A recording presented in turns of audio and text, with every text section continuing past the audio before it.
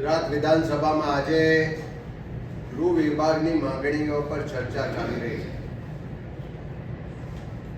છે। જે ગુજરાતની 6.5 કરોડની જનતાની સલામતી સુરક્ષાની જવાબદારી પોલીસના શિરે છે, ગૃહ વિભાગના શિરે છે, સરકારના શિરે છે। એ ગૃહ વિભાગમાં બે પ્રકારના લોકો આજે ફરજ બજાવી રહ્યા છે। એક અધિકારીઓ, એક પોલીસ કર્મચારીઓ એવા છે કે જે ખૂબ નિષ્ઠા પ્રમાણિકતાથી ઓછો સ્ટાફ હોવા છતાં, કામનું ભારણ વધારે હોવા છતાં, ઓછા પગારમાં, ઓછી સુવિધાઓમાં ગુજરાતના લોકોની સલામતી સુરક્ષા માટે દિવસ રાત મહેનત કરી રહ્યા છે, કામ કરી રહ્યા છે, જીવના જોખમે કામ કરી રહ્યા છે।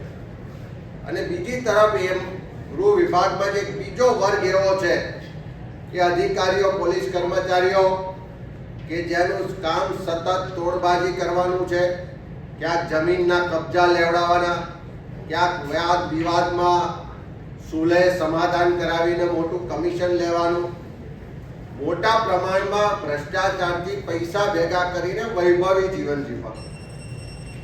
આ બે પ્રકારના કર્મચારીઓની વચ્ચે જે ગાંધીનું ગુજરાત કહેવાય, જ્યાં નશાબંધીનો કાયદો અમલમાં છે, એ નશાબંધીનો કાયદો ફક્ત કાગળ પર છે। આજે ગુજરાતનું કોઈ પણ ગામ, કોઈ પણ ગલી એવી નહીં હોય કે જ્યાં દારૂ વેચાતો નહીં હોય। ગામથી લઈને ગાંધીનગર સુધી દારૂ વેચાય છે, પીવાય છે। એની પાછળનું જો એકમાત્ર કારણ હોય તો સરકારની નિષ્ફળતાઓ છે, સરકારની ઈચ્છા શક્તિનો અભાવ છે, અને મોટા પ્રમાણમાં જે ગૃહ વિભાગમાં, પોલીસ ખાતામાં પૈસા અને હપ્તા લેવાય છે બુટલેગરો પાસેથી, એ એના માટે જવાબદાર છે। વિદેશી દારૂ બીજા રાજ્યોની સરહદોમાંથી ગુજરાતમાં આવે, એ રાજસ્થાન હોય, મધ્યપ્રદેશ હોય, દીવ, દમણ કે સેલવાસની સરહદો હોય, ત્યાંથી જે મોટા પ્રમાણમાં ટેન્કરો કે કન્ટેનર લોડ જે વિદેશી દારૂ આવી રહ્યો છે, સરકાર પહેલા એમ કહેતી હતી કે અમે એવા સ્કેનર મૂકીશું કે આખા કન્ટેનરો સ્કેન થઈ જશે, એક બોટલ પણ દારૂ નહીં આવે। પણ સરકારના એ સ્કેનરો ક્યાં ગયા? કાં તો હપ્તા આપવાને કારણે સ્કેનરો બંધ થઈ ગયા છે।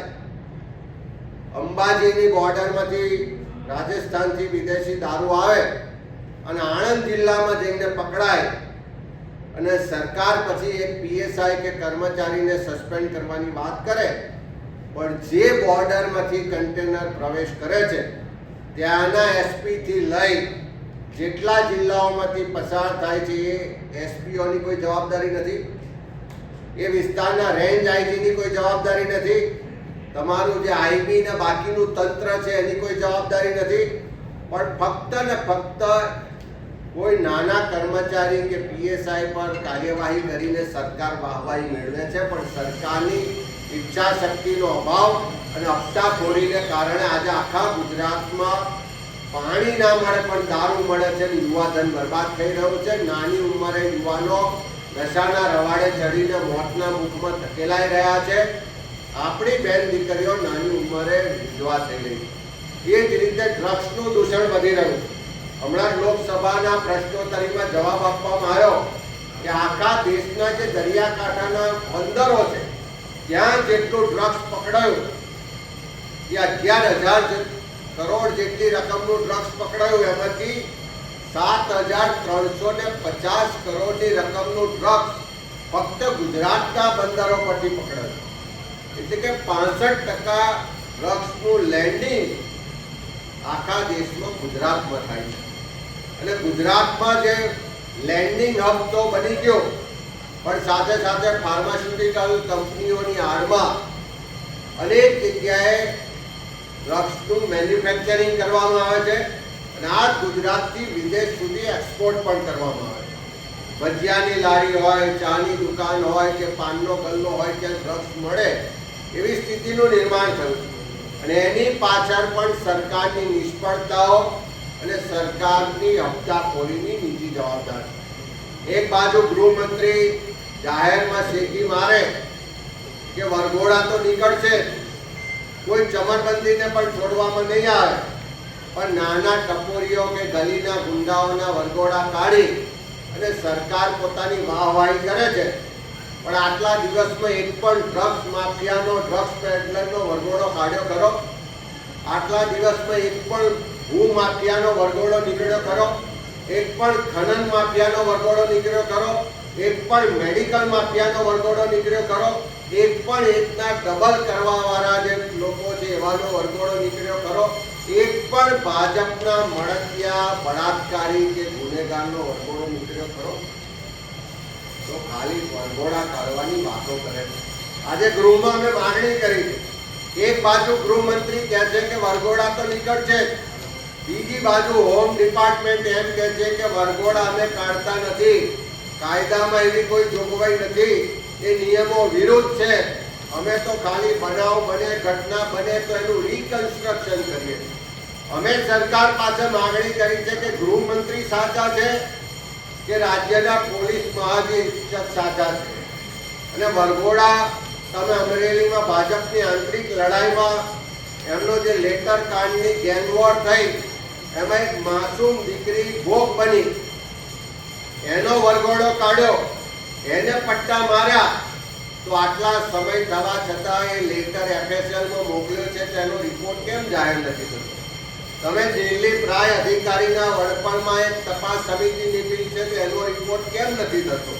એ દિલીપભાઈ સંઘાણી હોય કે ત્યાંના પૂર્વ સાંસદ હોય, એમણે ભ્રષ્ટાચારના આક્ષેપોની તપાસ માટે નાર્કો ટેસ્ટ કરાવવાની વાત કરી, તો એનો નાર્કો ટેસ્ટ કેમ નથી થતો? પણ એનો કોઈ જવાબ સરકાર પાસે નથી.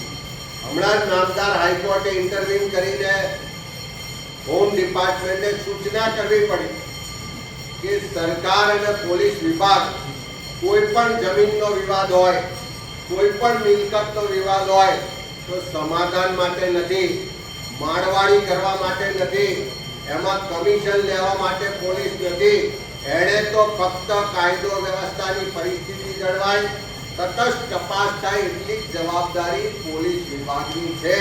પણ આજે આખા ગુજરાતમાં એવું ચાલી રહ્યું છે, એક પોલીસ ડિપાર્ટમેન્ટના ચોક્કસ એક વર્ગ છે અધિકારીઓ અને કર્મચારીઓનો, જેનું સતત કામ ક્યાંક બુટલેગરો સાથે ભાગીદારીનું છે, ક્યાંક જમીનના કબજા લેવાનું છે, ક્યાંક માળવાડી કરવાનું છે, ક્યાંક કમિશન લેવાનું છે, ક્યાંક સમાધાન માટે દબાણ કે ધાક ધમકી આપવાનું છે. હમણાં હોમ ડિપાર્ટમેન્ટે એક પરિપત્ર કર્યો કે આખા ગુજરાતમાં જેટલા બુટલેગરો છે, ગુંડાઓ છે, એની યાદી બનાવો. 30 વર્ષના શાસન પછી આ ભારતીય જનતા પાર્ટીની સરકાર હવે લોકોને કહે છે કે તમારી આજુબાજુ ગુંડાઓ હોય, બુટલેગરો હોય તેની યાદી અમને આપો. અમે તો સરકારને કહીએ છીએ કે બુટલેગરો, ગુંડાઓની યાદી મેળવો, એની પર કડક કાર્યવાહી કરો, પણ સાથે સાથે તમારા પોતાના વિભાગમાં જે જમીનોના કબજા લેવા વાળા છે, જે તોડ કરવા વાળા છે, જે હપ્તા લેવા વાળા છે, જે ભ્રષ્ટાચાર કરવા વાળા અધિકારીઓ અને કર્મચારીઓ છે, એની પણ યાદી બનાવો, એની સામે પણ કાર્યવાહી કરો. તો ગુજરાતની જે 6.5 કરોડની જનતા છે એની સલામતી, સુરક્ષા જળવાશે. સાથે સાથે સરકાર દ્વારા, હોમ ડિપાર્ટમેન્ટ દ્વારા જે ભેદભાવ અને અન્યાયકારી વલણ છે એનો એક દાખલો છે કે સબકા સાથ સબકા વિકાસની વાત તો થાય છે, પણ જ્યારે કેસ પાછા ખેંચવાના આવે તો પાટીદાર આંદોલન વખતના કેસ પાછા ખેંચવાની જાહેરાતો થાય છે. આ ગુજરાતમાં કોઈ પણ સમાજનું આંદોલન હોય, એ પાટીદાર સમાજનું આંદોલન હોય, એ વખતે પોલીસ કેસ થયા હોય, પાછા ખેંચાય, અમે આવકારીએ છીએ. પણ શું કામ દલિત સમાજના લોકો પર થયેલા આંદોલન વખતના કેસો પાછા ખેંચાતા નથી? શું કામ આદિવાસી સમાજમાં આંદોલનો વખતના કેસ પાછા ખેંચાતા નથી? શું કામ ફિક્સ પગાર, કોન્ટ્રાક્ટ, આઉટસોર્સિંગના માટે આંદોલનો થયા હોય, આંગણવાડીની બહેનોએ આંદોલન કર્યા હોય, એલઆરડીના જે બહેનો હતી, જે યુવાનો હતા, એણે આંદોલન કર્યા હોય, એના કેસો કેમ પાછા નથી ખેંચાતા? શું કામ કોળી ઠાકોર સમાજના લોકો પર જે કેસ થયા છે પાછા નથી ખેંચાતા? આવા ગુજરાતના ક્ષત્રિય સમાજ હોય, કોળી ઠાકોર સમાજ હોય, દલિત સમાજ હોય, લઘુમતી સમાજ હોય કે બીજા સમાજો હોય, આના વખતના આંદોલનના કેસો શું કામ નથી ખેંચતા? આ ભેદભાવ વાળું વલણ સરકારનું કેમ છે? અમારી માંગણી છે કે પાટીદાર સમાજ પર આંદોલનના જે કેસ પાછા ખેંચ્યા એ જ રીતે ગુજરાતના બાકીના સમાજો, બાકીના વર્ગના લોકો પર જે આંદોલન વખતના કાર્યક્રમો વખતના કેસો છે એ કેસો સરકાર પાછા ખેંચે. આજે ગુજરાતમાં કાયદાનું શાસન નથી, કોઈને પણ સરકારનો, પોલીસનો, પ્રશાસનનો ડર નથી રહ્યો. સરકાર કાયદો વ્યવસ્થાની સ્થિતિ જાળવવામાં નિષ્ફળ રહી છે. લોકોની સુરક્ષા, સલામતી ભગવાન ભરોસે છે. એ નિષ્ફળ ગૃહ વિભાગની ચર્ચામાં આજે અમે માંગણીઓ ઉજાગર કરી.